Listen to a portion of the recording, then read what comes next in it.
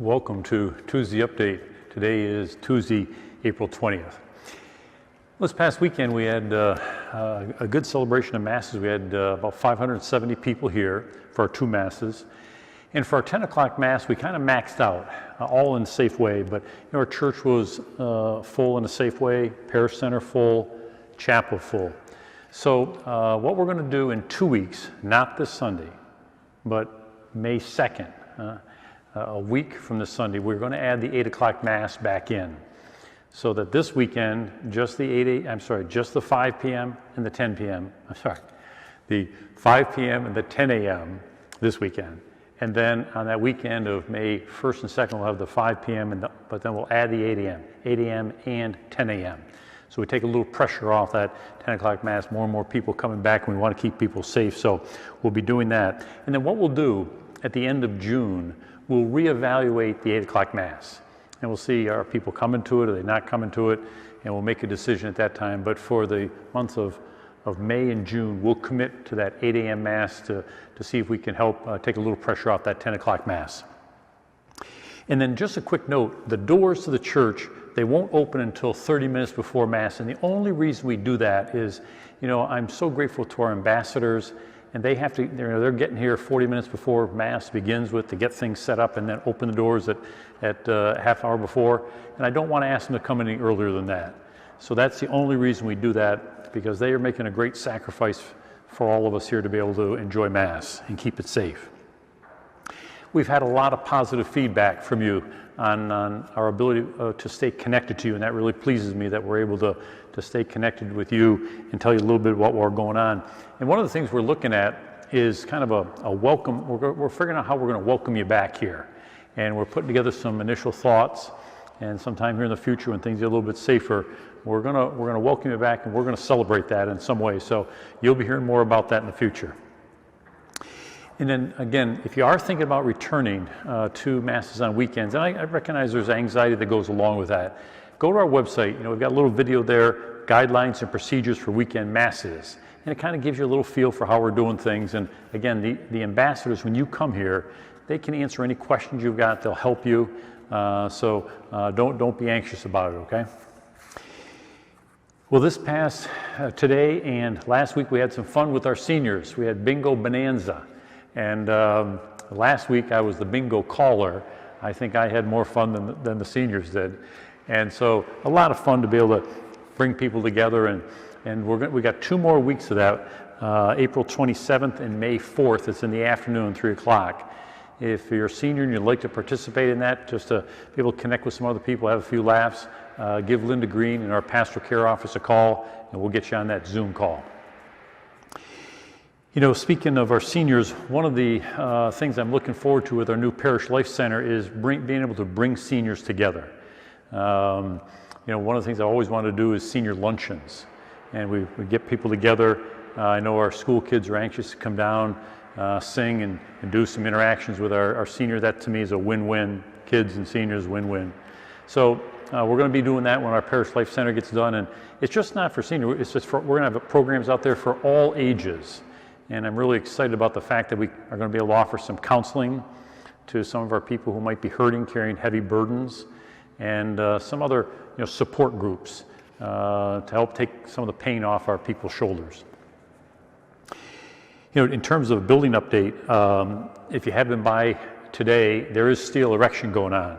So last night, it was interesting, I think they're out of town erectors, so they've got, they put in a lot of hours, and they were out there after 8 o'clock last night erecting the steel. So you're going to see a lot of change next time you see our building. One of the things that's going to be happening fairly soon, in the next couple of weeks, they need to be able to tie the new Parish Life Center into our gathering area. And so what will happen is we'll have to take the roof off the gathering area, and we're going to have to kind of close off the chapel. And we'll kind of close off the doors that go up the hallway by the old information hub, because they're going to take that roof off and be making adjustments to the floor. They're going to take out the wall of the gathering area that goes out toward the new Parish Life Center. So you'll be seeing that in the next couple of weeks. Obviously, that whole area now is closed off and will continue to be as they do the construction out there. We are putting together that little memory, the scrapbook for Father Ferrano's family. If you do, we're going to be finishing that up at the end of this month. So if you do have any memories you want to share with his family, just send those in to us. Gail Bouchard's pulling that all together. Be happy to include those in that scrapbook. This weekend at our 10 o'clock Mass, we're going to have our contemporary music group with our young adults. They're going to be at that 10 o'clock Mass every other week. And the advantage, they are largely instrumental and with just one cantor, so we feel it's safe. We're looking forward to getting back our choir, but only when it's safe for us to sing again. So I think you'll enjoy our contemporary group. You'll see them this Sunday at the 10 and then every other Sunday. As you know, we're going through some changes with our platform for our live streaming, and we just ask for your patience. It's going to be worth the wait when we get there, but there's still some kinks here and there. I just would remind you, remember there's 3 ways you can watch.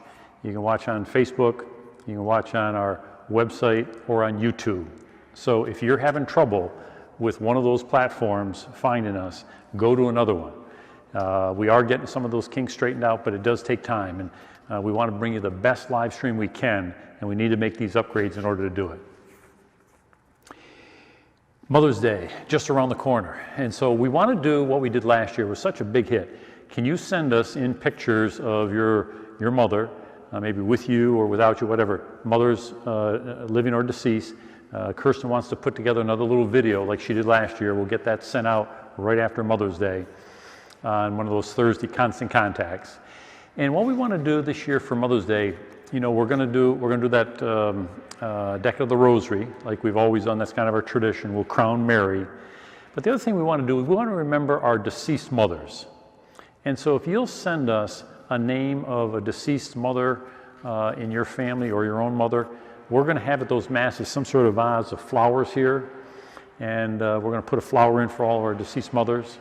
And so we remember them during the course of the Mass through the flowers in the vase.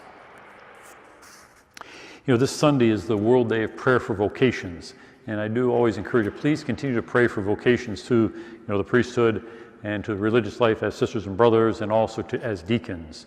Really, really important that we continue to pray for that in the future. We're very fortunate here at St. Pius. We have 2 priesthood seminarians, Tom Filati and Alex Turpin, and you've probably noticed the last couple of weeks they're serving Masses now. They come out and serve and give them a little feel for being on the altar. They're enjoying it, and it's good for our community to see them. And they'll both be starting this fall with their studies, so they'll probably help on the altar through the summer, and then I'm hoping by fall we're back to 100% and we get our kids back on the altar and get them as servers. This Thursday is Earth Day, and Pope Francis, he wrote this last year about Earth Day. Love and esteem the beautiful gift of the earth, our common home, and care for all the members of the human family. So that's this Thursday, Earth Day. For a little thought for the week, this past weekend, I started off, this past weekend we were talking about peace, finding peace. Remember Jesus said, peace be with you, and we're trying to internalize that peace in our own life. And so I'd said that over the next several weeks, I'm going to give some symptoms of inner peace. And so the thought for the week this past Sunday was the first symptom of inner peace is an increasing tendency to allow God to unfold things rather than resisting or manipulating. So the first symptom of inner peace, an increasing tendency to allow God to unfold things rather than resisting or manipulating.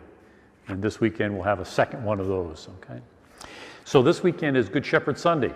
So hope you'll join us either in person here or on our live stream. We'll look forward to seeing you. Remember, this weekend, just the 2 Masses, 5 p.m., 10 a.m. It's the following week, May 1 and 2, that we'll add the 8 a.m. Mass on May 2nd. So have a good week. God bless.